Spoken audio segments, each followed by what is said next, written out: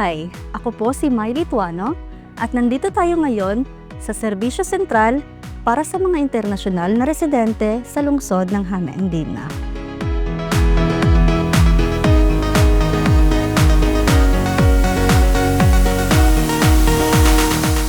Dito sa aming serbisyo, kami ay nagbibigay ng gabay at kasagutan para sa mga katunungan tungkol sa pamilya, paninirahan, edukasyon, pag-aaral ng wikang Finnish, mga digital na serbisyo, at ano paman.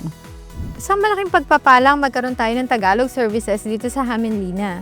For example, pag kailangan natin ng mga papeles para sa aming mga anak, kung saan namin sila i-enroll, kung saan namin sila dadalhin, pag gusto nilang maglaro, nakakatuwa at naipapaliwanag mabuti sa sarili naming lingwahe. Dako kayo kong pasalamat sa Hamelina City. Ila kong itabangan. Ikan pagsugod pa, dako na kasi nagtatabang nako sa language and kanang pagpa-explain sa mga balao diri sa Hamelina, sa mga angay buhaton, sa fill up sa form. Pasalamat ko. Akong recommend ang sa uban diha nga Filipino need og assistance from the city. Kung sa atong mga kinahanglan ipa-assist, pwede ra jud kay siya mabisita. Dali ra siya madulan. Katong nanginahanglan kog tabang regarding my residency permit, niani ko sa city services para mo inquire about it. Pag adto nako ang akong mga kinahanglan buhaton na address nila, ngita pod ko og opportunities to learn Finnish language. Nangayo ko nila og tambag unsa akong angay buhaton. Karon, hopefully makatake ko Finnish language courses para maka-integrate ko more sa city and sa country itself.